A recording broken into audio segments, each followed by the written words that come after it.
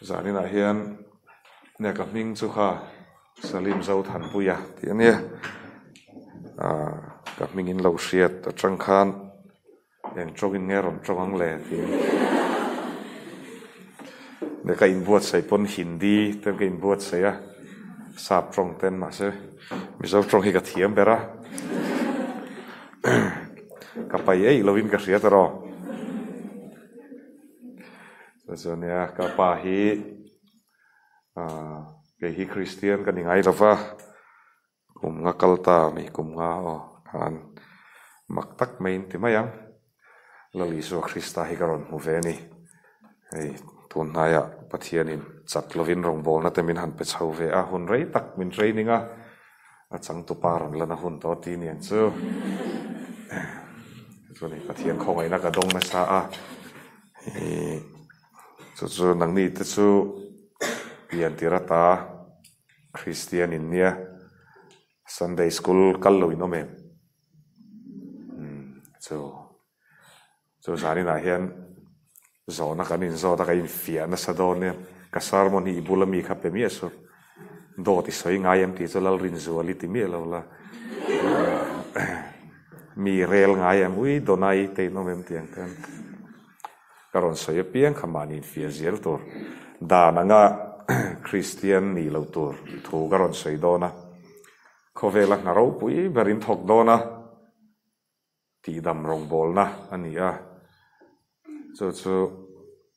nakin lok in han pass no te phei chuan khoi hospital a mo chuak anga engtin nge dam lo te en kol tu kha thamuan tu tur kha idamem ti don ni a thu pui po idamem ti ani chu kha re chu wa dam lo en kol tu hei phairama ke te po hi zu in na sa ka nia Hyderabad ko online global hospital a khawan ka thuma hi thui theya sermon top da dona thuma ka nei le nga chakan tu to chuan ka om to global hospital a khuan a in chuan om lo kha ve zu wanga dam do in han lu chu nang ni te pon zu wanga en kol turin langa don tu ka nar so khan min duat lo min vin thot mai ni an mel chelom ro che su ka ti lo mi an lo te mi ni leng in drip min khai ka ti khan ka nang ni ta jin mel a tha chuan ti dam rong bol tu in ni dona nang ma ni khain dam zo kem ti ni kan lo in fia don ni dam mi lo rong bol tu hi kan tamania office muna te ko shana te khotla nga te chu wang chu ne ma ni in vei mi si la ven mi dang hi kan vei em mizoram ke man lu chi ama in vei om tak a thian paron vei em ma ko shan upa thleng in ron mudavek a pastor po ki pian thar lo ron ti khop te na ni chu kan dam lo chu nang ma zo chu dam na tak chui nei em tu Krista ka nei tak em ti hi ni ka pian tharem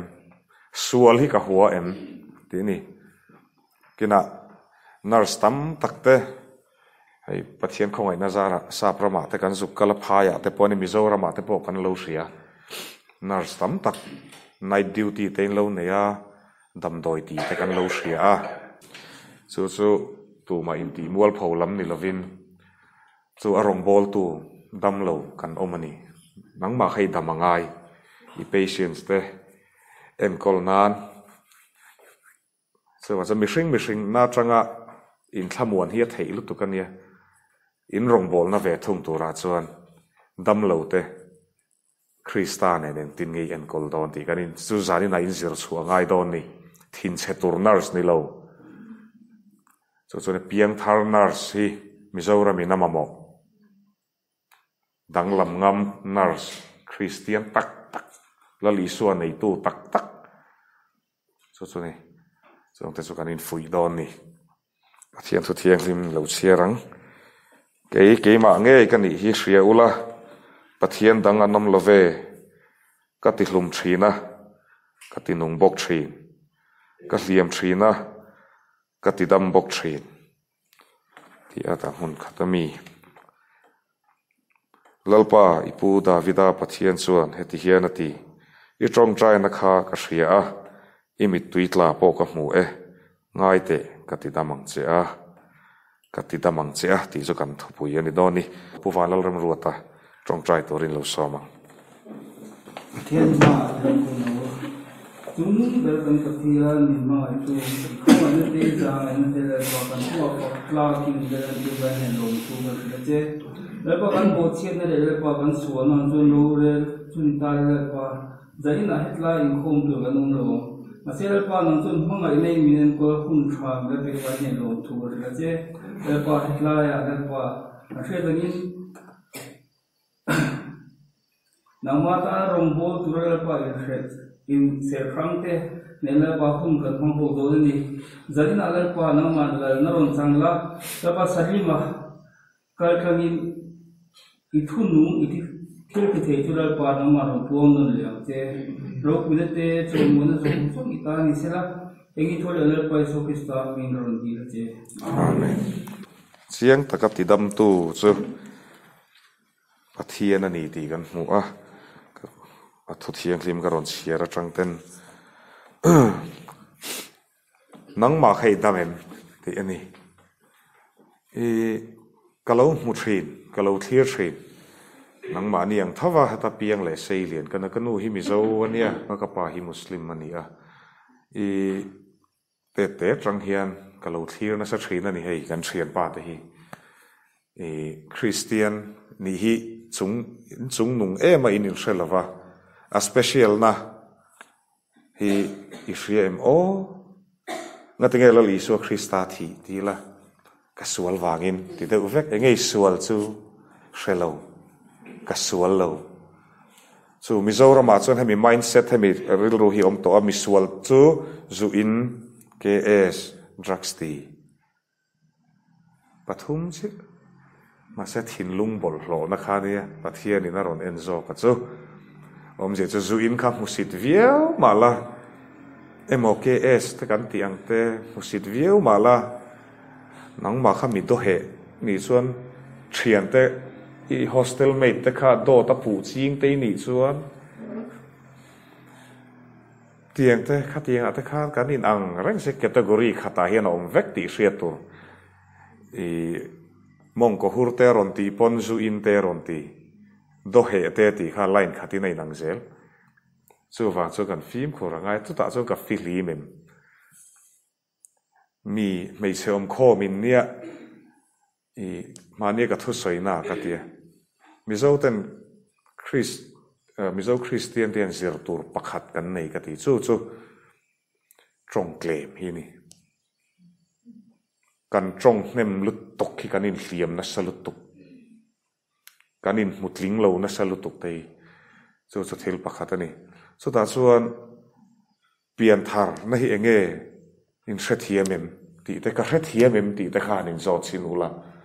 pian thar ka ngai ve mi lali sual Nicodem kha Nicodem chu in hria Sunday school in zirang tro zirtir tu wania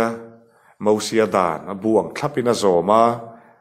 thil sual ka tilo te ning lali suwa bula po khan engwangin nge pian thar ngai le te hretu lai trong kam deuin explain to mayang chu kanu pum chunga puitlin hnuwa teng tin nge ka lu lenga ka pian ang ti ten atia abuai ve khop mai ke poi ka buai thin pian thar christian te enge pian thar ke pon Nicodem ang chen ka thian te bula hian phair ma kom lai pon born again christian chu ti khati hian ti thina chu kanu pitar to tak englowa chon ka lut le don mi te ka ti mai ni thil concept ni lo deu hinga tinge te chu ka ve pathian om lo thlengin ka din hun chu ani te inomem pathian om lo ring pathian om lo ti nomem zani na hian so in generation to na hian up som ni pangat lingin la om ka ring lavein mel enin layang khop mai so nun in larap don tak taka so tu na trangi tun hi a hun lai takani pathian au la in nang mani ang rual min ron phone kum som pakua kum som ni sexa filim lo naw ka titlato chu HIV case tam zia te hi nun kan uluka ngai ni Christian ni si renga tianga kan filim lo chuan kopui bialpa than phim khor lo awang ten chu wang chu heng zong in kal sual ka hlawa i karon soi pop mai don ka thu soi hi a Frank Trina i pathian khongai na wangin min la som zel thowa Mizoram hian thu tak amamoto pe hel thu amamoto lo ti hi chiang ang u enge pian thar imamo ve na chan lali suan in pian thar lo chuan van ram in mulawanga tiklat boxi nangma kha hanin chikla tleirol sual ka nei boxi lo skula lekha ka thiam bok bialpa po ka nei zeu ma se sual na em ka nei lo te pathian thuin ma se ta chuna ron cross le chat sia thil ka ti sual lo ti chuna ma chu do theya ka ma ni le ma ni in bum kan ni tia thil ka ti sual lo kan ti chuna ma chu do theya kan sia ma ni tia pathian do thei chui belo ti in chenga Christian in ti boxia chu ma ni sual na hремia lo hian mi hring hi a silent thei Pharisai ho te kha Pharisai ho in hriataro tu tenge tu nge Pharisai chu o dual kha school pakhata min so mani koma rule lian pui roti la pakhatin Pharisai mo kate o rule lian pui a kate o te kha chu lawin chut le ula Christian chu ni minga Christian kaniem kanin chung khura Krista la lem chung in khom kan neem fian real nun kan neem kanu le ka pa in Bible chung thui min zertirem Sunday school beginner atanga senior zo thleng ni pa in inuina chu zui chem nangma hrim hi tuiem pathian om hi ring hrim em Krista khan khen be ring hrim em in lo in zot ve to ngai em chu aza thak lo wani ai in lati pona za thak lo re chu pian thar kan ngai hrim tho ale ka thelo ti ban han phar te za thak mi lo wani revek ale ka piang thar ti ban han phar te aza thak lo piang thar mo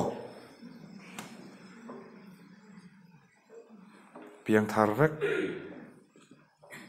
ani le mi tam takhi alo mo me a tha to na tanga in piang ani le piang thar sual homia lo van omani ban han phar le to piang thar sual homia lo ha zoni ka piang thar tia sual homia lo hi kan tamania ma se mual pho hlau em si kan ni ve em ti ban han phar te u in ngame kha chu wa chu ne Christian tha chu adike lomom haina lai te om thei enga mo lai om thei nga ti chu mani kan in fia lo rin na kan omemo om lovemo ti Bible in ter ko polan mani lo in fia thim ro uti chu nia mi tam takhi ke ma te kan lu ta emo pe tang Christian chung ko kan lo seilen to wangin i piang tharemot in ti nun ringot khana lo seilen ve thei lutuka Krista hramap lo hian alo om ve thei lutuka ni chu tu lai thil om ji ani chu in khom tai ma ma i heta trangai ho huna po ke 3 pm in mani ko thana te nin mang viau theya ma se sual holo ini si chuan piang thar lo deuh ani sim na atel tur ani pian thar na chu lo in chi ro ka gospel hi a simple ania pathian thu hi ka kewa thu har pui hi lo om lo re Krista chuan nun tharate kolosa khan bung thuma chuan chu ti chuan in taksa peng le om thi ti hlum ro chu ti hlum nga ya om ti na ni kan pian thar chuan om je chu dot soi zot mi rel zot ini kha chuan mi piang thar ini chuan i re mi rel na te i batchmate i roommate i rel na te ui sono so ke e lo top ka sabon te lo mang thina ka toothbrush te ka underwear thleng te na lo ha hostela ka om ve thina ka hriani kum tam tak hostela ka om khatiang om cho piang tharin ti si chu ni ein mu thiam lo om theye ma se mi om se nei lova mi re la ni chu chung te khang tak in thak thleng nun ni pian tharna om zia chu tharau thiang hlimin a ron khoi tur che ni ta hian kolosa hian ate duam na te apakhat na chu in ngai na te nakina kan lu tanga bol hlo na te hur na te chak na sual te duam na te atia chung thil awang chuan ni pathian thin ur na chu oilo fa te chunga thlen thin ni ati nang ni po ma na chuan chung thila chuan in nun lai kha na ti inom thin kha heng zong zong i ban san turin min ti ala ti tau ber kan omen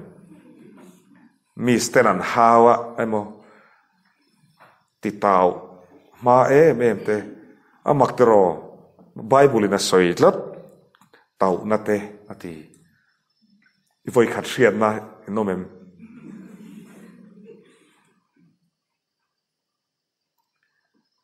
kan thian nu pakhat hi felve em a tharau mi hi ain ti em a pathian thu pakhat ka hrila chu tiang te om tak takamo atia bible chiar tam hi angai na ti kha kan zeplok tau na te thin ur na te narsin ni dona thin cheter tur nars kha chu ni chi don mi lovani asim thei ani ti te huat na te soi chiat na te in ka chuak trong za mo te hi ti bo ro u dot in hril ton su u chu mihring thara chuan chung zong chu ti angai ni keite po chu ka oilo na sa thin khowa pian thar na hi i kapute piang thar hi ka mutoa ma se kala oilo deva ka thian pa pakhat piang thar hi ka mutoa enge moni ngati chu zu in chian ni wang khan zu an in lo ringot khan ni maya i nun keite po kha ti khan ho ma kan om chho kha mak deuh mai ni ngai tha chiang ra u chu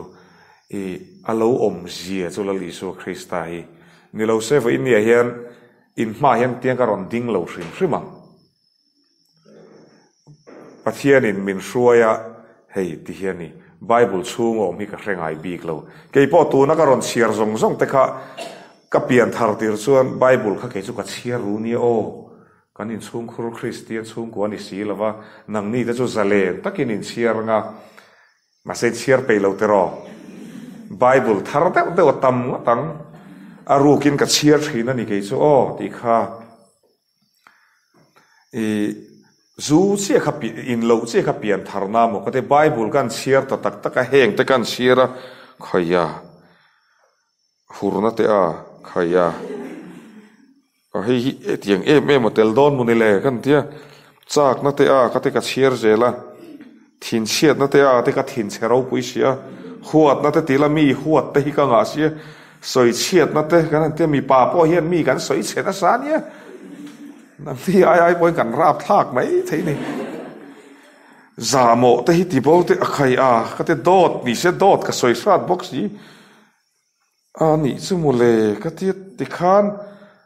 ka hoi chu a fiam thu ti ro ma se heng ta hi ni kan lo ban san tur chu lam si lalpa chu du em si ma se mi soi che shat chu thiam em tharau thiang li maron zalen mi lo engang pon kan nei po ti map la heng zong te in pe bo angai ani tu na trangin in tranin la ngai ni chu keite chu aru kin ka chiar thin ti khan keima diklo na ka in hre chawa ka trong trai thiam ve dan te kha a ho ne i no pang chia nang ni chu te trangin in trong trai thiama ke trong trai ve ro kha chu lalpa zu in hi ka du to lo ka tia chu te chau te lalpa kanu le ka pa te hi ka te cham tur kan ngai to wang i dam rang ti ro te ka tia kum som thum pali ka ni ka pian thar khan ei kum som li chu kan lo pum ve don to ta chu ne upat sho ka pian thar na ka thiam ke ro chuan du sak na le mangai na wang tun in kumanga hian piang thar ro in lo dai sual nok thawang ma se kum som li ron kai to chuan ho na turin hre tawang thamuang takin omna ani ti kha thuma pa tru ni le se chu I tharau nu na damem ti ania dam lo te patient te thamuan tu in ni ta a chu ta chuan piang thar si lo hian thui tak hian ronga bol ve thei ti hi ka mu to ni a piang thar ma hi sual na in min be na sata a tu na dam do ina te dam lo an ron omanga eng tin ngei ti don egin nge ti buai che ril ru ha na in nei engemo nom lo na in nei idam em nang ma kha idam tak takem ti ani chung ko har sat na wang te ni ril ru ha thinem bialpa awanga ril ru ha na te in chung ko sum din hun that lo wang te chi sang em ril ru ha hian a tua mang cheu ka ring ani chu mi chu nang ma le nang ma in ching fel si lovin midang te rong bol tu ni chu itan phur rit ani don chiang lutuk nakina zurui de ule kan ron na drip min lo khai te ngai imu ta chheom bok se khai oi te ka tia vi lu so mani in chin fel tu ta chon nang ma kha in zo chiang ro khoila ya hian nge pian thar na kamamo lo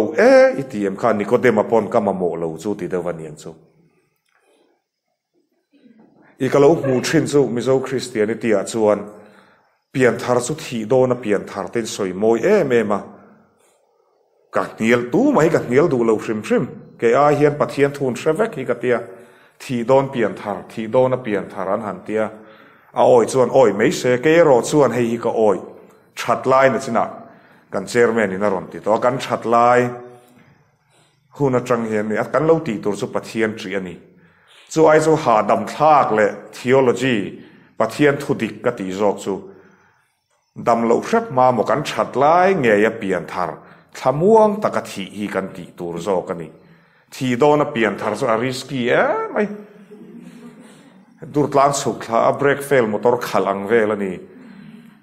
ka ti tak alo om mai thei mi angin pathian thuwa ka sang lo chu mi hnial tur hian pathian in hnial na a thla ka tel chu ti kan ni chu wa chot pathian thui ke chu in hnial na ka ngai lo hrim chu ke te po ho ma ko om khan le ti chia hian speaker ran te an ron som thina I pakhat phei chu an ron som kha a ke tan to ania wi drugs a lewin chiu na sat to wangin a pian thar thu te kha soya a mel en ne na om dan zong nen khan ka oi lo re a chu har sat big se chu nang ma po ta hai ni thawang ka ma mo lo ta chu ni enge kan dik lo nei kan pom du lo re ko shanin ke man han buat saya ko shana lu tura kan du chu kan fapa fanu zuru yom thadu fak lo te nu le pa te po hi lu nge tur nakina in ko shana ke man hoi hot chon chung kwa lu tur kan chung kwa hi christian chung kwa kan niam tin zanina in muthuna lowin ngai to nge ro kapa lu chu krista aniam nge zu wagin in chung khura in boi fowem nge dam doi in u nau pa te mo pathian thu soi man lek lovin in om karing tuna po hian har sam na tam takara tikati ve shramanga nurse te ni khatani khatchu kan ni venga kan in chung khur din mun te ka choi sanga tiaron om in omang karing chung chu pathian thu me mani a tha shom takara lotlin naron mu te nang ni te chu ka ti thetian thik na ni mi lo fui na ni zo ka ni chu han sarmon burang te ka ti ve vak lo motivational lam di mo ka shelo vaka life experience atanga ron soi mai hi ka ni đã thế chuan nun hlim kan du avoi ni ma ni mi chu Facebook a te le number kan in pe a alo in ok hlum dei mai ni nula fel tak mai eng wagin nge ti kha chuan a bial pa khan bial nu lo nga lutuka chu tia soi chuan anui za thak tun lai hian in generation hi a bikin in no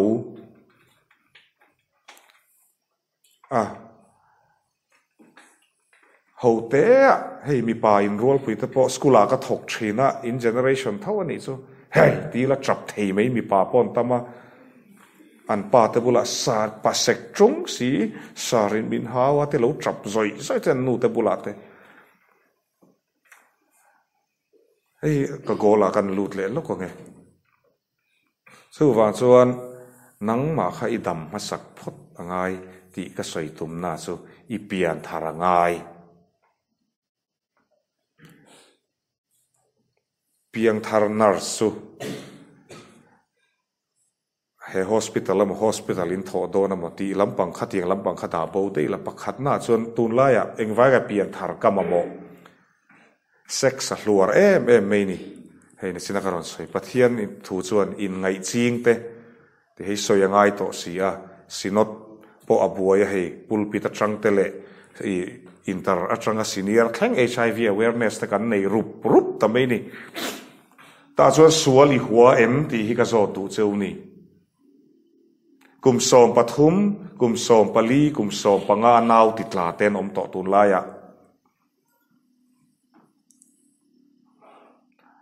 khoi la ya ngen ron chor chuang o hi ka ti thin chu wa chuan in chung khu khura pathian thu lo riwak ngai lo wani chuan nangma kha in chung ko khai chuak tu turin ka du chen mi pa chawani lo piang thar lo kan tam lu tuka sual holo kan tam lu tuka chu nau ti tla lalpai na du lo ber ni tual tha na hemi thua ka bet tlat chu olal pan min ngai dam le me yang ti nun kan nei wang hiani tu ra kan seng thin ania min ngai dam lu tuk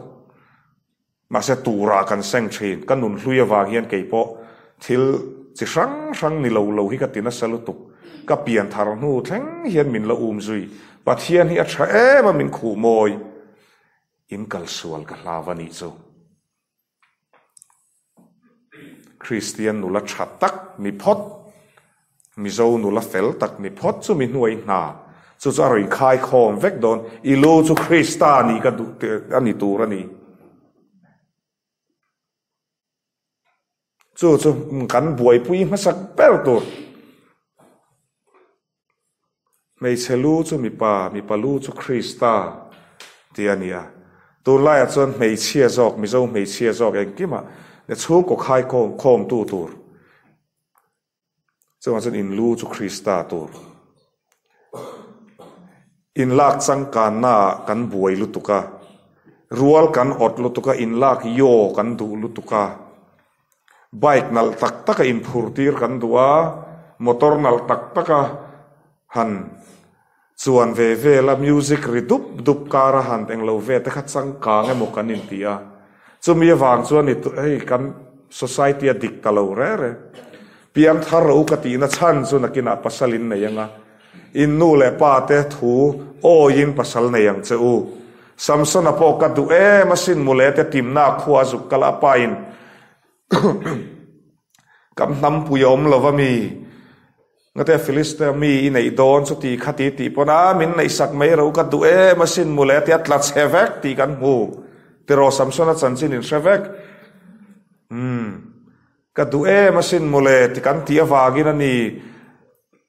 zu in zeu a lang hi chuan a pa nia lalpan ka rong bol na tan min pek I rong a bol le sak mai chu phim khur ro in nu le pa te thu oi ro chu le a po in dam re nga ti kum za thu min dam do na ti lawa I tharau lam ani ron soi chu nakina vai ni hen ka karil ru hi na mel thapui pui e ke te po hi pathloi tlang wal le kania in man lo mai thei nu pui hi ma line kan ya in pian ma de unge in pian sam ni som pan he chu in piang ve tong chu kan han ne hek te po hin ron lam na sa ni po la piang thar big loi re kha mi ko ga so kan han ti ve kha alba ma chuak tro ka ni khang lai khan tu nang hian 2012 chuan smartphone ron chuak tro ka 1 megapixel ve la mi kha mur veka khatiang om khun lai kha nia chu a poizia chu ani po ve ne hian chu kan nu hlui chu anun ka ti chia ka ti ke mat midang nun ka soi du lo hrim hrim anun hi ke ma ti chiat ka ti tlat ka la in pu ren chu tura kan seng in sathiam em ani pon min hmangai em ma min nei ngam chu wa chuan zu in te dam doi ti te ganja zu te aden right nim te an lang pa ngotang kaushana in mang te hi zut kat kan nula ka thian te ho yan lo soi thina man lai chuan kaushana in mang te chu aket an in huam up sian tho te ui an ni lovania hetianga rebel de lek sual de lek in han du awangin chang in chu biakin honga in nei tur te kha an rai ko ka te khan nei le du lo si che chuan mi pa te kan sual ania ti hriat tur in nun lim takin man tir cheu ka du ani chu Krista ne na theya i pian thar chuan sim na tel pian thar na chu ka mel hriat te hei kan thian pa evia te ne kan mel hriat tam takin nu thloi an omani fa pani pathuman kayan mel thabok sia an la no pang sia min nei roti se ka tu teu lo fa pani pathum kai te chu an ron sei lian angan fa te ka pai ni lo an tianga kha chung ko boina mai in hrethiam em chu ni pathian thuilak duwa kan tumati to enga mo hot mai tharawa kan buai ngala chen chu in bin phei pop popa pathian in min ngai dam se practical Christian ni tur chu mi nuat tharau lam chu pek pel tharau mi chu tunge thu oi te chu wan chuan bial nu in nei ta kan ti don chuin lo om palagen kha LGBT issue te na ki na kan la soi do na zani na chon ka soi lawang in mi sian min la som le tura da teng karon la da thang ka thua ka cholol dewa ka thei hil thut ka thil soi ngai ka soi kha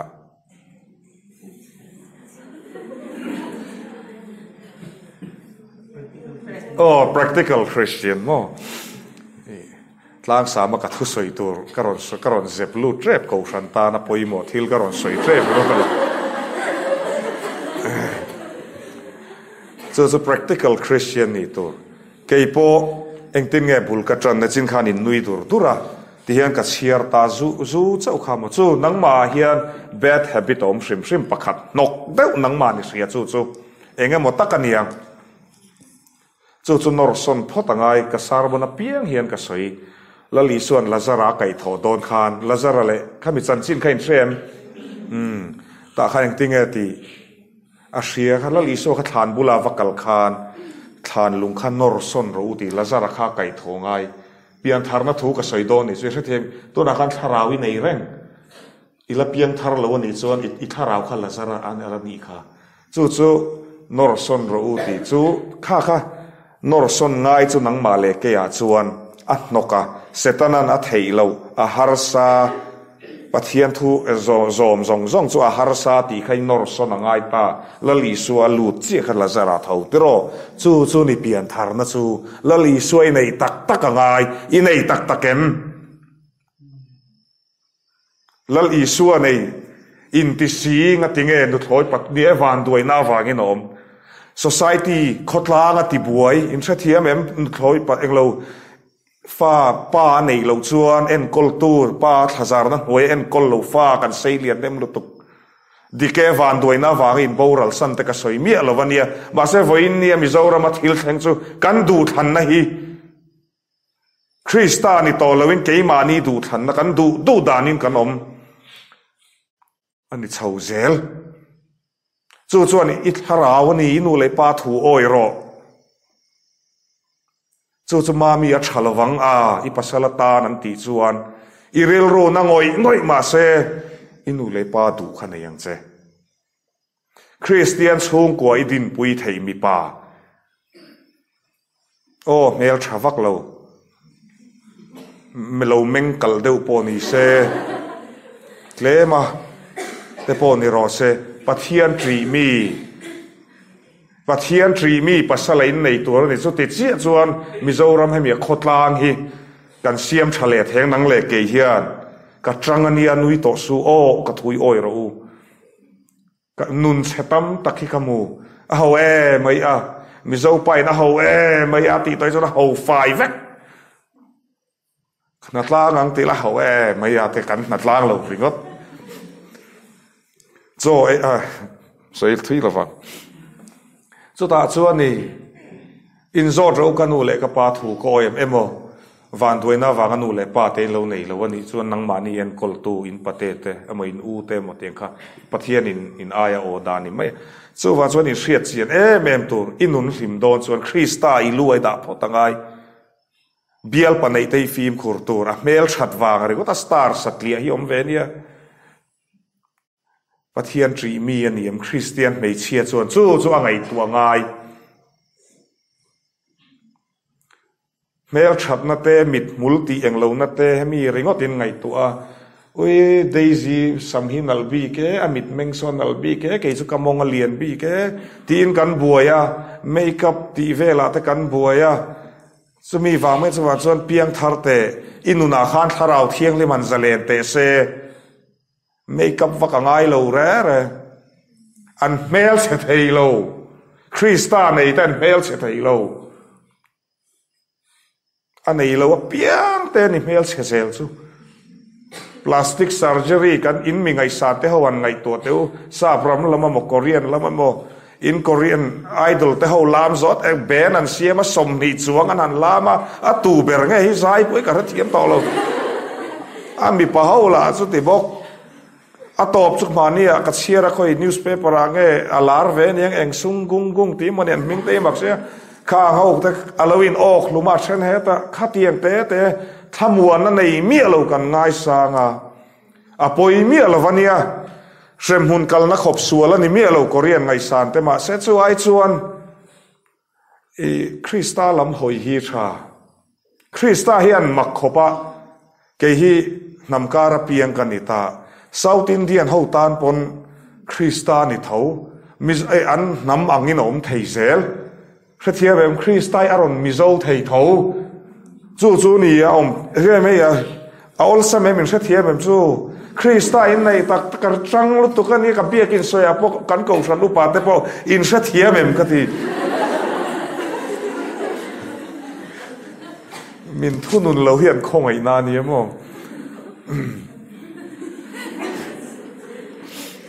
chung te chu ni nakina chung ko hlim tak din nak chung ko chu in lian pui nei ten ni lova motor nal tak nei te an ni lova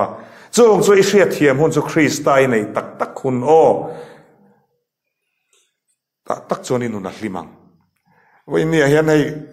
pathian khoi na wangin chung ko kapa na tho wang te ka u nau te wang ten nuam sa takin kan lo sei liana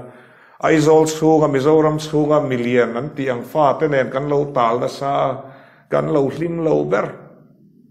e nei vak lo te mayang Mizo trong hi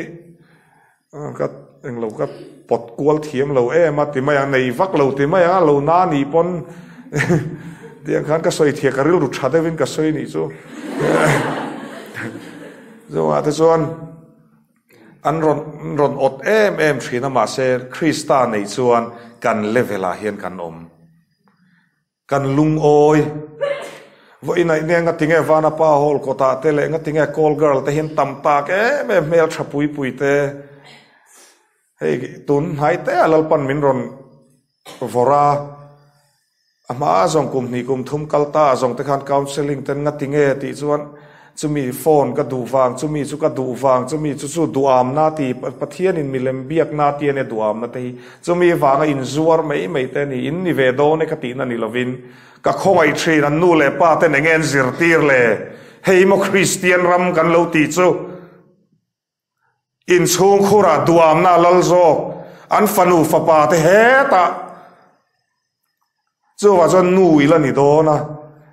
I kop puya thang phim khur me mang che ko san mi ni bok piang thar ni bok zong ang che mi pa ni bok alu chu Christian tak tak ani chu ngai to tu na chuan chu nang ma I pian thar hu na che chu ar tharau thiang hlimin aron hriat ti rang che pasal ni anu thloi du mi nakina inu thloi huna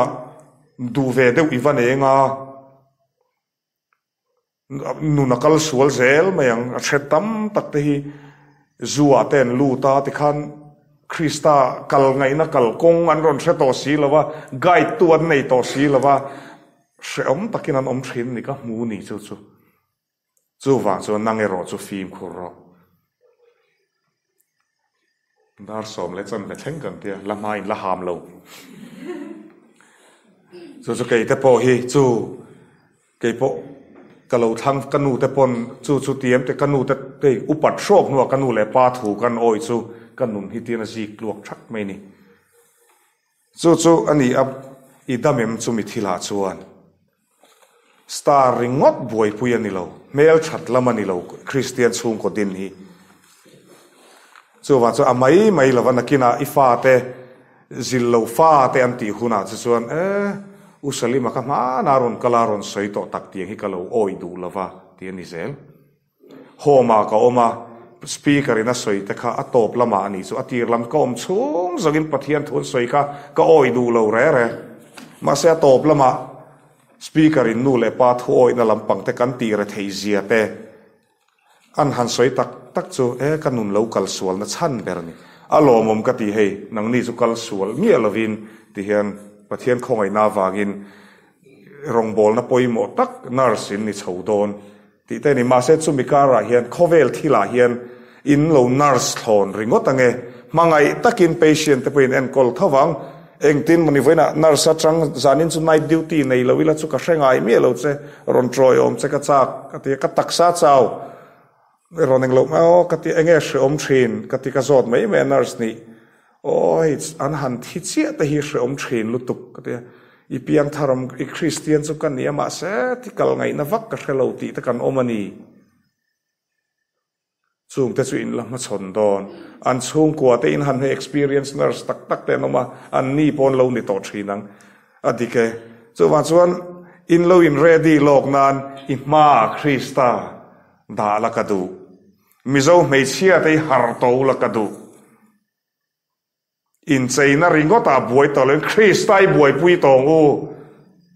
chu thil dik ani sia nang ma wagin silan chak khuma nang ma wagin zan khoi nan khen be ma zan khan mi in hnuaya ti to mayang ol sam te soi leng mi in hnuaya soi sa shrep cross a put line silan chak thi dan nang ma wagin dar ka ruk zing dar ko tanga tlai dar thum mani chu thotrok thon thu ni lovania pa pathian khian a hnara tanga far pakhat thi sen far pakhatin nang ma thing don chu ti chung chuan kan hlau lo re zoram Christian te mi do tin kan la pu do kan la ei rungama ko sana in mang reng sin sual tin re kan la ti duwa lalpan min ngai dam le mai ang ka de ngai dam na chu cheng khat amoti tur khopani chu mi era chuan kan lut to aron piang ale te zel kan in ti dal zel chu in pom ngam ro Christian chu ani thei ma se piang thar chu lo ngai ani ke te poi ka ril ru na thina sin kan open lai zong te khana walrem ro te beng lo hup se tu nu a chian ni po piang thara lo frebik lo wa ngai damang ka ngai dam khati khopa salima bowl tuk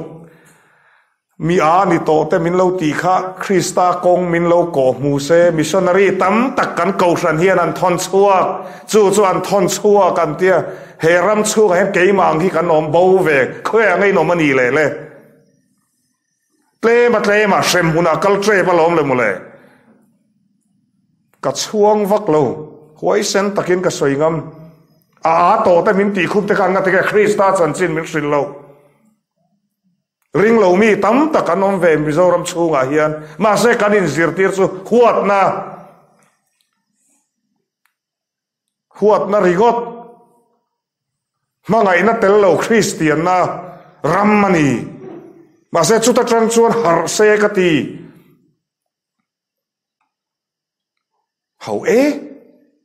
tura Christmas an hai don in chol don em ka hrelo ni li zana khoi nge yom don kha sin Valentine's Day ni nga Facebook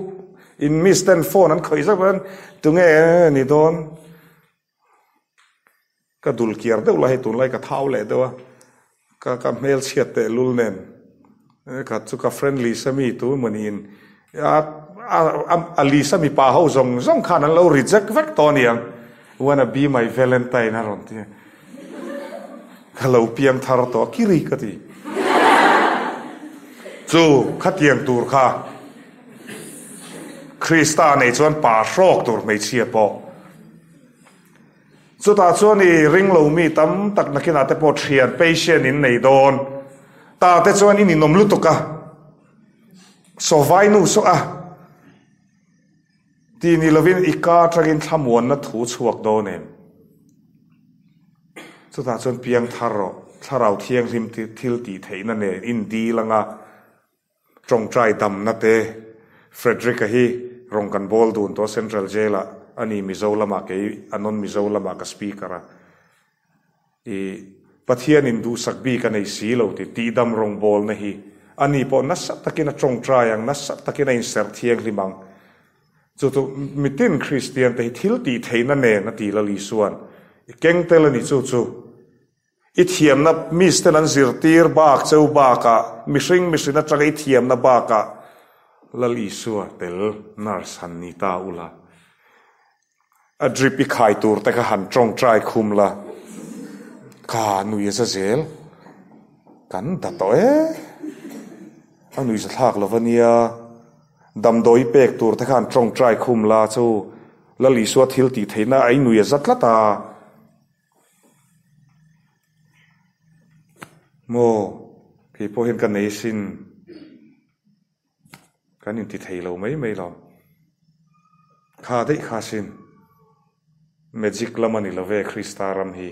chu nang ma poni nei thei ti dam thei na hi ma se chumi wan chon pian tharangai Frederick rong bol nei nga te ka nun em nga te alina al ti chuan a in ser thiang hlim hle ti na ni tharau thiang hlimin a alina al ti na ni chu ti dam na te chu nang ma poni nei ve thei mi bi kanom love pathiana rombung ni som pakhat soizi soyangai ngati chu setana hian ta hian rin helna da tam to lut tu ka hi kani ve thei lawang ke chu ka piang thar har sa ti hi da tlak to wagin pathian in du sak bi ka nei lowati chiang em chu by heart ro zanina heng te han tel ula dam doin chu na chin nurse te po ka hrila ni chan ti dam rong bol na ne wangan anun nei chan thei lo mai thei ma sele athidon tin lo hriat pon alu mat ten han trong trai sakula thamuang takin in han tha thei mai tur chung te chu tu na tangin in zir ka du ani eng ki ma trong trai na ne ti ani nurse ni bok tu na hian nu pui fel tak ni turin training shrim bok hostel ai no ma in rel in soi chiat te lo ban san in mangai sap ro ka soi ngun mai soi le ma kan son thei lo na pakhat chu Christian te mel ma chu Christian te nak tu ka zanin a hian pathian in mal som chuan nangma thin lunga tharau thiang hlima ron che ta nak tu zi bible chiar ngai lo khan lo chiar ta thut la pakhat nuin over tri ningal zel in la Christ lu tuk te ni zel kha tharau chu ti mit su kan tia pakhata lo thleng sang dewa harasa takkara lalpan he ta da po thak tum reng reng in an lo chea arong bol na khan al ti rom ram dam nan ma se po thak chu ni mel ma dang in nei love America te po ni tho Christian pa mel ma chu Christian pa tho ma kan so na ngai lo in mangai ton ro u ti ter ko polan chu in mamo nga tinga kanin mi rel mi soi che mi piang thar ka ti thei lo ke chuan Bible ha soi tla chu ti tau ber ni em pian thar wang hian I ti tau thu tom thin rim te om a bo vek lo ma sei sia thiam tur chu dang ma khan lo in chi ro le mi rel mi soi chiat te chu hur na te na chi nei nui dur pe hel hian pathian thu kan lo soi na sa mani ti me ma mi zora ma buai ni nang le ke hian siam thang chu hurna ka ti ringot pon kan nui dur tonia ai kan hur lo ve ti la ma sa ra alang si ni tin pasari mi paruka mi kai thar om chu po number source su man lai chon drugs ani train ni dil sin share wangin ma sa voin ni a chon mi pat mai chi ni chu thoran mi pa len mi pa kan polo to ni chu irama thleng me ki ti tam don lom ni chu salimati tur ani lawa chu nang ma ti tur ui mei sia kan ya ti le ramang chu mei sia te in poimo ne chena ka soi lazara thau tur chuan ti khalo in ril ruwa ta ngetlat ro ka theiani ka ram hi ka siam thadon ni ti o chu wang chuan pian tharna konga chuan heng zong te ngai tu telangai sim tur sim na tel ati chu tual thatu wani kherangai lova zu rui ber bur drug addict ni kherangai lova taksa in zor kherangai lova chu lali suwa chuan ati dai chung lama ron chuak bol hlo na te chu isi mangai nang ma khan nge chu bol hlo na chu pakhat ni soi them ti ni ril ruwa ma ani diklo na kan pom hian hetlai ka tlin lo na ni hi o hetlai mi te pon min neng lo deu na hetlai ni te kan sim hian pakhat kan sim hian tharau thiang hlim hi aron zalen tel ati son sina ka soi ke po katana nok per chu zu kha lo ni phot norson phot nuwa khan zoi in heng ni sina ka ron chiar te kha lo nia ka thin hi la che mem ma se ei thathum vel ka trong trai na sa ka zai dam to lu tu khi buai thak ka ti nu pui nei le ro min ti luya ma ni apo ka soi le chak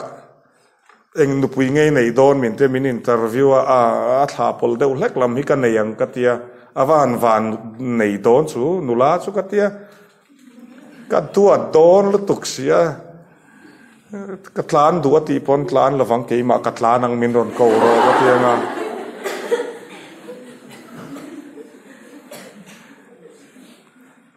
ka dua don lu tuka min voro te hi ka ti ka ring jing ka thau ma don si thing pui kan lum ska thai boy chu min ti don lu tuk chung te chu ni piang thar mi pa jong ro aron fel vut lawang piang thar tak chu ron rideu hra kang ron fel mel vak lawang ma se mangai nei na khat thin chu mi pa chu jong ro nam dang ni lovin ma ni mi zo mi pa ngei nei tur chu le pek nam dang ngai sa na sa nam dang huat ka soi lovania nam kara piang ka nia a hreom zia ka sia chu wa chon mi zo mi pa I thang phim khuro ma se mi zo mi pa a tin khovel ania eng po I tong thei I zu in zau ka soi ang te poi lo tong thei I lo mangai ngang ani chuan kema lutro sim la chon kanin nei don ne ka lo nga kang che thero chu I lu chu Christiani angai sa thiamem I mangai berkha khami kha I thua o ya alua anu na siam thatak takani chori tan pathian rem ruwa tani ho mai ati chon in hlum thakanga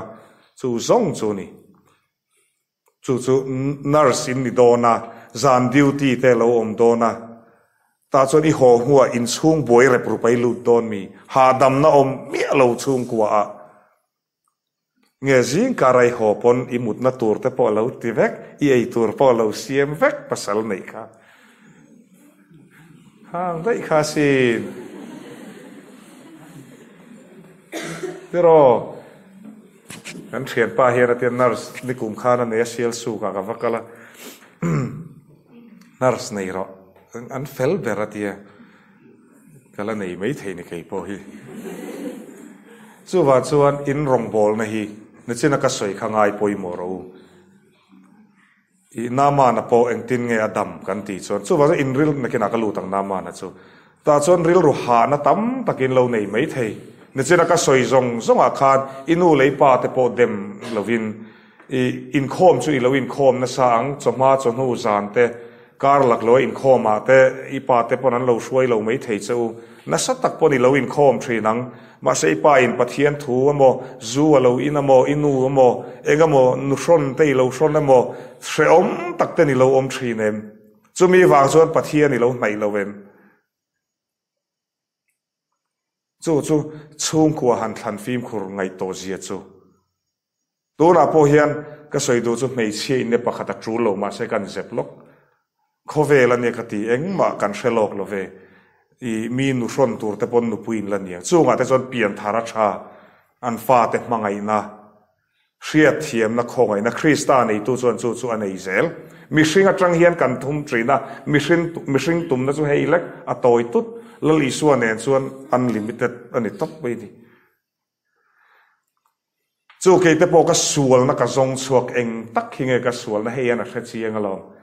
lal sali ma chu ming chi soi se chu oi o ma ri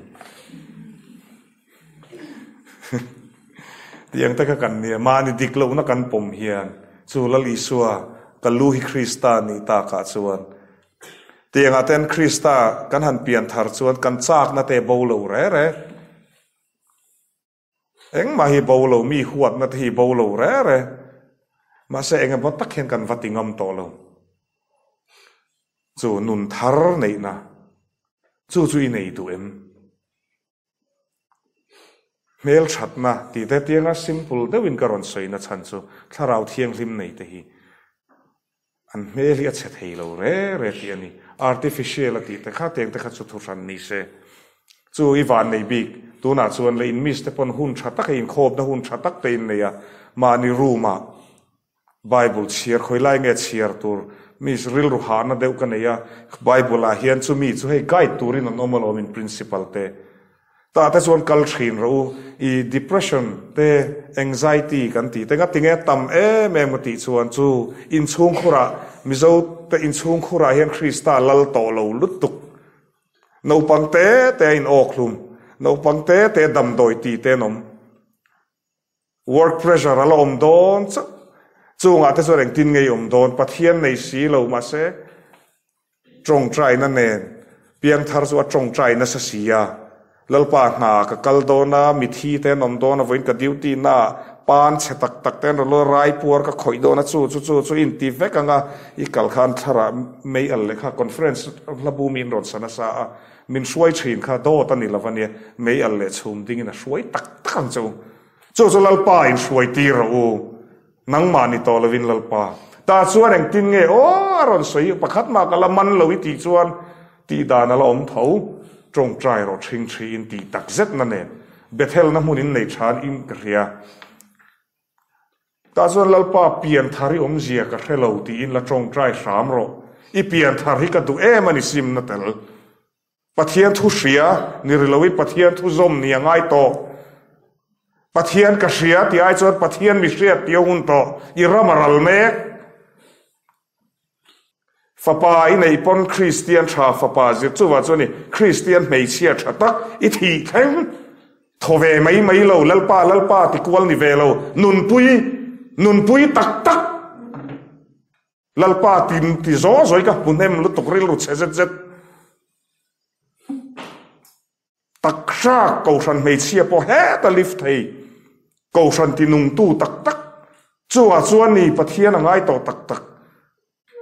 ni lo se zorin na dal thazel don nangi tran lo chuan Europa France ram khu tu na trang kum som panga Muslim ram mani to don ngati chu tiang bok khian an evangelist te an speaker te kum som thum kum som nga kalta trang khan harang u anti ni khata ni khatchu anti an mei chia ten an oi du lova an mi pa ten an oi du lova in tha pum pathian chu in tha pum ro uti ma se tun lai a chon mi zora ba po ni thau ni a hrisel lo na wa ga c section mi ka enge kha ti ka eng section di kem kha tiang kha ka sang pei lova chu wang chuan tia in zeitir kan tam tol tu ka fa pani pathum che kan nei fa som hi nei tur ka soi over de ulek som panga pathian rin sanin a tam theyang ber nei tur tak chu ta chuan nam dam na om don lalpa ring in tero Krista nei chuan nama mangai nge arali phal don mi naki nai tlema Mr. Rolin ni huna chuan I heta zirtir tu tam takte tiang te nam dangan ni huna chuan salima khan aron soya asoi lai khan ka ho ema ka oi lova alo thleng dik tak I ti ni chuan ka lo thi to sianga min ngai ma tang in nam chan na ni chu a fiam thu em atam thei ang ber nei tur nia pathian rem ruat ani te ma in thla pung ro ti chu kopui than fim khur chuan inun ti chevek thei chu ni chu mi pa I fim khurangai em ti na ni chu heng hurna lak pian thar chuan trong trai na nun hi aron om nga la tunge trong trai na se em tlema ka lo pu thin dan chu kan trong trai dan tlang pui chu ora pa veini leng in kan class kal na te bas ka chuan na te min veng hi ma ice cream te kan ya chuan ka bial pa bike nuwa te kan chuang ka accident lova thriem tak ania chung te chu ne chaw te min pe a ka thian nu nen kan len min veng hi ma ka lom lu to oi ka mu dona zana te lir hin tir lo la ti mai trong trai na chu farisai trong trai na tik tak nang ero chu practical Christian ni boka hei tu na tangin ni trong trai tu kopui te lo dil ngat tur mi tam takhian apian san zong a mela ngodan zong ti te chutin ni lo nang ero chuan mi zo pa piang thar bok Christian tha chung kom en kol thei min mangai tu min khongai thei mi pa di ro Krista wagin a mel thadon lu tuk tho ring ngam ro chu rin top chi anin chhir ngai lo voi ni thangin ka lei chhir lo in ka chua san pon na tinge ti marin nei ti chuan ka soi non fo angai sia duli cheng za thum chi in ka chuak nili chung in lalpan inaron chei moi na min pe engkim min pe chu fiangam stol huna zu kal ro zu zo tro chu ti khop chuan rin na nei chuan ti rin na ol samber chu antram mutiat lek nei pon ti la li suan tlang hi tui puin son ro ko in son thowanga ti asoyom zia ba ka te khin thu ani rin top tin mani lam thiang lim chu sexa film bial pa khan la ko ho e te phai se bible share tam o khawan lo me ron lang zot mai mania counseling na section lo mangsia usalim I pathianin inin mangai chuan a phal atia bible a mi atia tungei bial pa chu kati a oma mi tia omna kati chu khamin atura seng chu rai hlo na te I age englo na te I thathiam chu 6 man kholo chu ril ru hana iradi dik taka man ero chu makhopa irai to kan ti mai ni nei vat ro te kan tia ingat ge te kan tia in van pai har em te kan ti adan lo pathian du lo zoi haneng lo vei te karing renga in thenom nu pon thei khok sang bun orin in noi sen orin an tianga beng belian to in khom ora rai le kor si ti kha chi khai chan tur chu wa cho film khuro I pian thar wang ringot khan chak na te kha bo don lova pathian tri Christian ni to ro ti na ni chu chung mi pai tong ani chuan nar ngam ro mangai lo che inu na ti chia nga dam chu ini chu leya poi dam reyang kum som sari po dam la in hok mayang chu wa chuan mi pa chak na chu mei chia ni chak tak tran pui tu I pasal tran pui thei tu chu rin na nge ti nei ngai rin na nget nei bok piang thar bok biakin alam bok ko than chom tu ni bok chu thanom zo kani chu wa chon engkim in har sat na te iril ru nap na zong kha enge thil tam takaniang in ra thei wang te molal pai lo mai lo chu ka soi to chu poisa lam te lo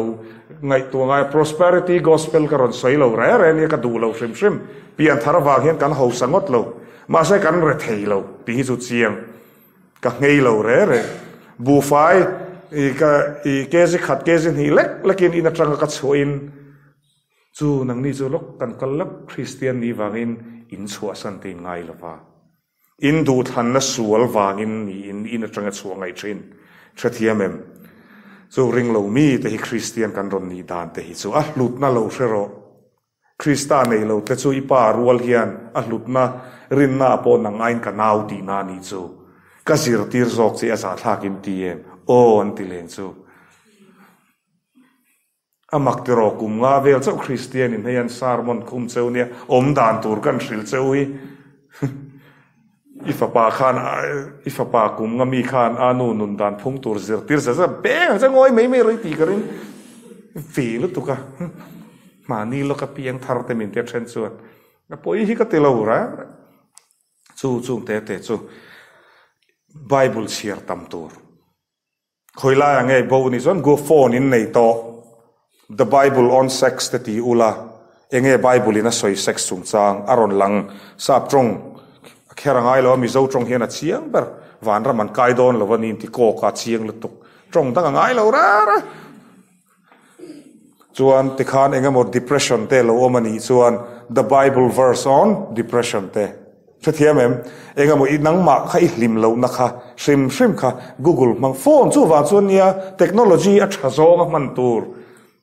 a chezong hian kan mang na selu tukhi ne ti mai ba ho an ne mi pa caring te hi zon lo tur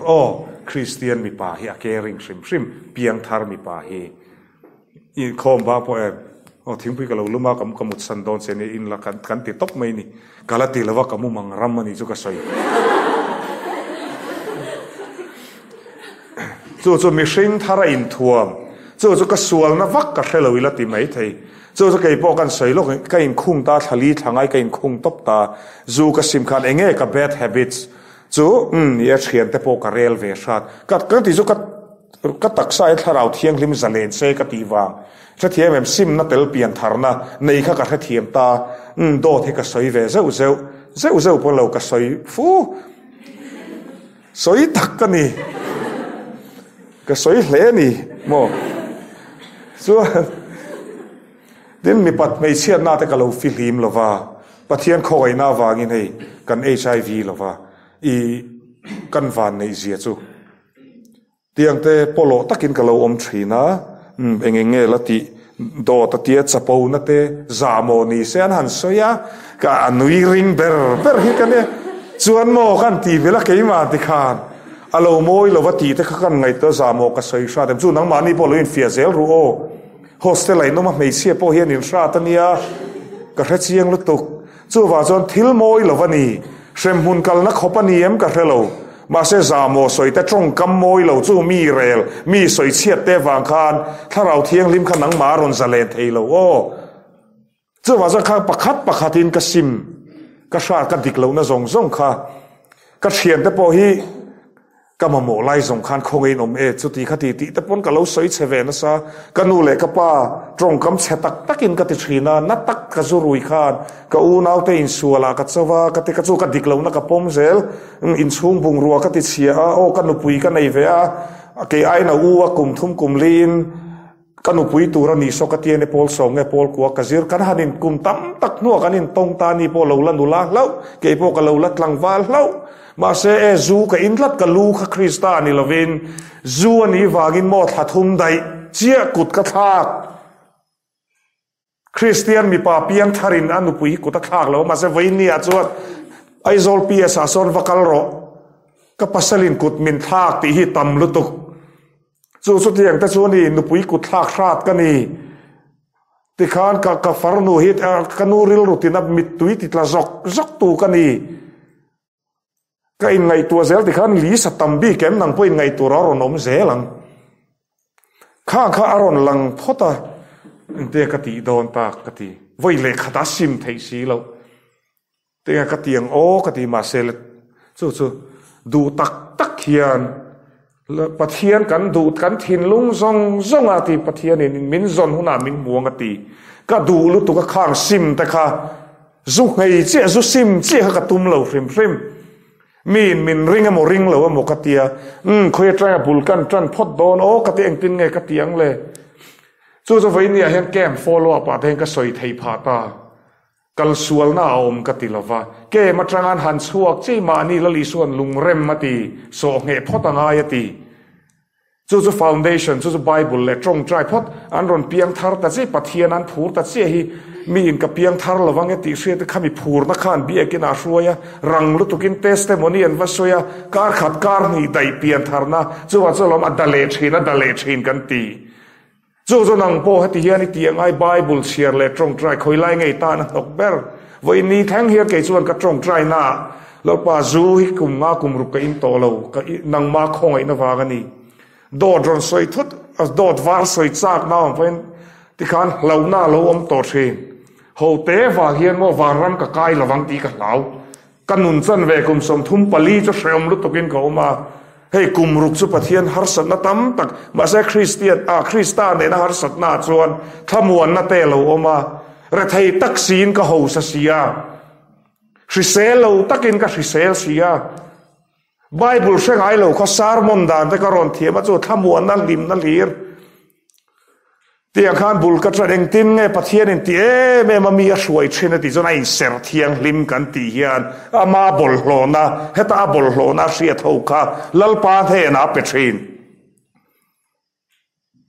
ซุมดูอามนั่นแต่โอ้ยกิกอร์ทาร์เดรสดูวางซุมดูวางอินซัวร์ไม่เต้นนี่เราปอยสาหิโมก็มอมกันมอมอมตกเล็กขีละปะเทียนเฮียนมินเปเซลปะเทียนเรทัยตักินกอมอินกันลัวสวยแวเสียให้สวยแรงไงสร้างทุ่มมันอินลัวมันก็หลอกสร้างรูกันเนี่ยอินักชัวค่ะจุดมิตรมชวนสกูลบัสอุกิลเอ็ดวอเกตเทรนค่ะแล้วลิสัววางินกระชุงแต่กระป้าแต่กระนูแต่กระอูนาวแต่กระอูฟ้าแต่เตี้ยเล็กๆกับมังไง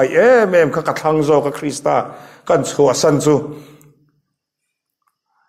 อีกที่การแจ้งสารทุ่มลัวมันนั่นเนี่ยสกูลบัสคอนดักเตอร์กันเนี่ยปูเอลกันเตะอารอนเบกโรกันเตะอีวานเซลล์ตะกับเบกเลียนโดนั่นเตะจวงทะลกแต่เจ๊ขันกำเตะแต่มินเตะข้างแต่ก็สุกเสียร์เราสินมูเลจวนเวนไดรเวอร์กันนี่บอกสันติมุนิกาโลขัดเตียกุมนี่กุมทุ่มกระเรทยตักส่วนก็มีแต่ปนมินเองเราว่าตั้งมีมินเตียงมาเสียปุ๋ยใส่ข้ากะโหลเชี่ยกะเตียปะเทียนระมะกันดาติเฮียนอินลัวมันกันเปียขยาเตเอลพีเอสกันปดเวขังล้าในโลเบรินซูมานิเลเวลอมก็จิรพาคริสตาในจุกปุยกลินพาไว้เนี่ยปุ๋ยสากมังปวดเรามันปวดเราหน้าส่วนมันนี่เทจู่คริสตาเนนมันนี่แมเนจเมนต์อมเสียเทียนจู่ว่าเนี่ยเปียงทาร์คริสเตียนชามีป่าจงเรากตินะสันอินเรทัยโดนเราจู่ที่ส่วนกันที่เวชามว่าลลป่าเลยสันนี่เจี๊ยจวงไงนะเหี้ยมันกันเบียกินโถลมลงไงเวสเซ็กสมพอฮาร์ซาเนี่ยตักว่าหันฮาร์ซาตักเซ็กในเราจวนเซ็กสมมันก็เป็นลุยเวชามมักเดิมเองข้างไล่ตะขานรองบอลตู้กันนี่ตีพ่อมินเสวักเราเร่มาเสกขมิสลิมคู่เปียงทารินกับเสียก็เราอัดสันจินไงทางอุติขานมักลุตุกไม่เห็นมินโกวะข้าทิ้งปุยมันแต่ก็มินเตจังอาแต่สังขัดโลมันนั้นเป็นเชนตีพ่อกับเรงไอเชืองเราเร่แต่ขานมินเป็นกักไงบีกเราเร่ไว้ขัดวานาป้าโหละมินรถกันก็โหมุมนัดเชนไอโอแต่ก็จ้องรังมักมาเต็มสวยดูก็งาเสียก็สมเล็ดสันเวกันนัดทิ้งโดนเราจวนถูกกับวัสยาสุดที่อย่างทุกส่วน department ทิล avang khan poisa in pethin ti po ka rengai chu lo ka ho tur ka he local ten te nge ka envelope bin pe vana pau hol noi ka ho e sang ni ka tia taxi kan la thla kan haya thla ti an chom mun thang chu are thei lo mak deuh kha sumom thin ma se dik takin sum thiang hlim maron om thin atam ngai lo ma se tok chi chi chu wang chu ni ei ru ka ngai lo re du am du su krista nei ro nar sini huna po ihlo chu sing ni po lo ni mai thei zan kho kar tlon ha ta wini nom don ka hlo nen hian phu lo te poi tiang ma se ta chon krista nei chu lung oina chu ning su ka ron soi hi do ta ni lova poi mo ania karon kal zen thei to don lo chu khatiang te sum te ngai lo re in cheina te poron om zel kha nakina te chu nang mani dai zelang shreom na po om anom na lai te ni chu khang zong te ke i dai ve ka du ani chuan ta chuan le nge sim turi nei ve to le chu wang chuan heng hi lo ban san to krista kha thina chan kha ka sual na wangi tia ta chuan i suali pomangai tatla ta thina chan kha a mai han chu wa chuan ya soilo lalpa min tina zong ati mingen ram huai te kan no chu ke po thi thanga karin nom lo chuan enganga thiam em nal em hian nung em hian thu soi mai la adu lo zo ka ti chuan so ta so frem hun ko min ti don tho thi thanga rin nom chu ta chuan nang ma in pom ve ro an khen be na ti tur zia khat lai an khen be na khanang ma wang kha I dot soi sim thei nan I chenom te in chung kwa khan chenom nek chi te niem chenom mangai na lampang min zir tir sia khang zong te kai sim thei nan khan khamit khen khat alien ro pui sia na tur zia chu het lampang an han ti le na tur zia chu an chilan han cha khum te khalal pan apa pathian in min thring don sin thoha dar ka ruk chuanga tho ka om na ka sex kan lo sim nan ten sum kan lo duam lo nan ten fel fai ta kan om nan ten sin dar ka ruk tho khang zong kha pathian khian min thing do nang le ke chu sual na kha ro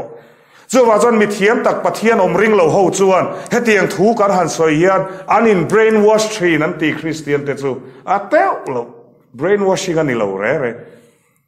dot soi shat ka ni ti kain hriat noin voin ni a hian voi thum chi dot kala soi chu in siam that na tur alom pathian zara zu ke in to lo re pakhat nuin ni zan ma sa lo min facebook a min ron eta ka oi deu lo se oi deu za vera besu ka muthila chu ka chaw ka thokana ka tia tiang ta kha christian kan tam lu tu atak mi a ron ti te nom Christian chung quên ni mo te chu kanu le ka pa tan hian ka trong trai na si ka u nau te ka hei ka u fa te po Sunday school kal rual an ni vek to ka ot ma nga tan ma ngai lo ka mu hian mo lo kal te tia an ti hi ka chak thin thu soi te kan thiam ve tran ani kha han lai chu di se ko sana sei lian lo na chu hei nang ni chu ko sana sei lian ni kha la te point sa thiam chu wa chu christian a lal isu na thang che wa nam mangin pi le pu atangin a thang to chu hai to su aron kal masakhan jerusalem a khan an lo hai to kum sang ti nu apo hayala ni fo hi makati bia kin tam tak om si nal tak ko sang om January ni khata tanga December ni somthum pakat in khom na thu thapui kan zira kan ngai tha la thapui kan ngai tha ma sa ta chuane a nung tol hlirin kan kal ram ka mangai ti tu la chu ti hlau chu ka ti hlau nu pui pasal nei nu ma po sho ma po ti po in uire san ve ni zana po mei se pakhatin min ron bia ka in lua hian mi nu mi pa ni ngai zonga chance nei nan ron nei thin thil tha ni em ron ti te ma se chu nu chuan ka thu soi te YouTube pa lo entry na message eng mani min ti dam mi thu soi hian min thlamuan ti si in ka chan sin hi ngai nom ringo ta kalani chon ka rong bol na hi thon lar ka du lo Krista nei sei ka ti mi zo ram hian nei la ka ti chu de khongai takin Krista thi na chan ka aron kal le thi na chan ka chu cross thu ai chiang om lo re cross ko nga khan aron kal da sin nang le ke chan dama kan nom thei nan cross a thi da kha kha nang le ke kan dam nan kan ti chu ke ma ni bol hlo na kan in man tok to lo wangin Krista su kan hai dei om tam takatua rasin a hupur vezia khatero getsemane huana khan awan hupur em am singin aron chang to siale pathianin he no hian min pelul ro se ti ve tho thi chu se ve tho ti chiang nang man dun nei nei theina na thi chu wa chuan ni pian thar nai fiam thu ani lo i rong bol na turiners midang te dam lo te en kol tu turini Kristai nei chuan thil ti theina tharau thiang thil ti theina zong tam takin nei don chut mi tur chuan i thiang hlim photangai in ser thiang hlim photangai chu ta chuan inars rong bol na hi mi te zong fak hloi niang ka kuta helal pathian tharau thiang hlim dil ro ti dam na poi chang nars ni bok pathian atanga ti dam na chang bok chung zong chan thei chon rin tap ma ni sual atanga sual huat da bo ta chon ta hian tharau thiang hlim aron zale thin ti ve zeu piang thar zeu khatiang ni kha chuan adik thei lo re chu ni ha dam taksi shom tam tak tur sin nars thatak ni ro chung konu Christian nu thatak ni ka tu ani chu ta chuan zani na tragin in real ruhana zong kha enge arei to don lo enge in real ruhana kha nang mani ya lo in fiaro pathian ti hlat tu chau kha enge in chung ko din huna tragin chui suak ro chu ta chang chuan e Krista ka du khoila enge usalima soyang khan keima hian diklo na om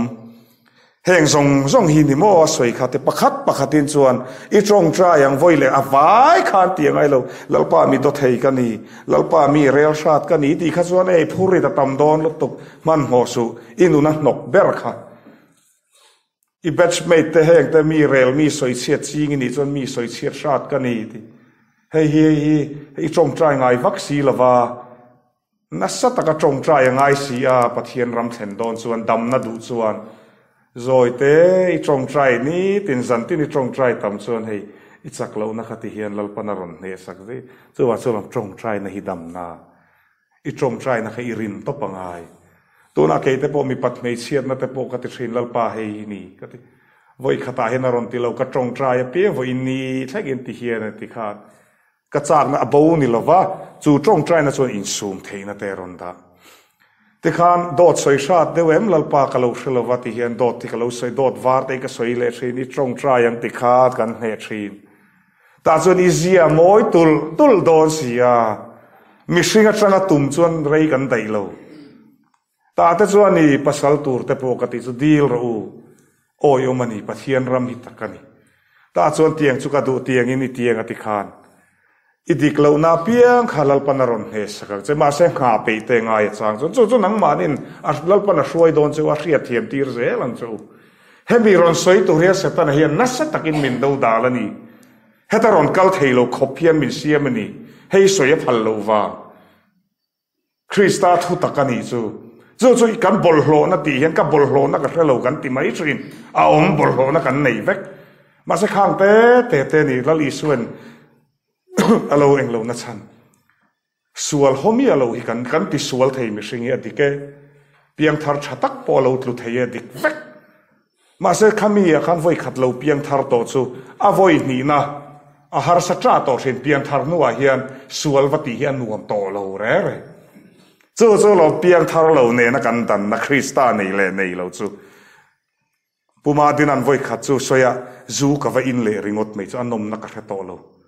om lutuk in thiam lo na hlir tiang khan ni chu pakhatin ngai tua ro ta chuan ni lalpan ka ti dam le ang cheu ti tlat in vui ngai to lowang Krista hi lo nei tak ro ta chuan dam na hlim na hreom tam takom Krista nen chuan ma se min chan chuak zel trong trai tam le Bible cheer chu abung le chang ka soi non leang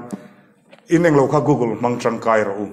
depression anxiety in lo neem enga mo har sat na in nei nang ma mi mal har sat na te kha counselor te in nei ta chuan kal ngam ro Christian kan ni na in khoma in rel ai chuan lo in ti so ton ro har sat na lo in shil ton ro lo in mangai ton ro chu Christa du da nan sia i thian nu kha na ngai na lo chang kang lo mai theya ma sa Christa wangin kom ro ril ha takin lo om ve thei fiam thu po in fiam ve bor tu ma se in ngei ni lovin Christa nei chu anin tinek nek ngai lo chu wa zon ru ma te trong trai rual ula in sual te ngai dam dilin lalpa tan ti in he biakin te in room te tharau thiang lim zalen nan ban phar ro zoi na suai cheu in se thiam tul meang fin na om tak pathian thua hian pathian in ka thu soi ka zawai tan mal ni sob sak ro se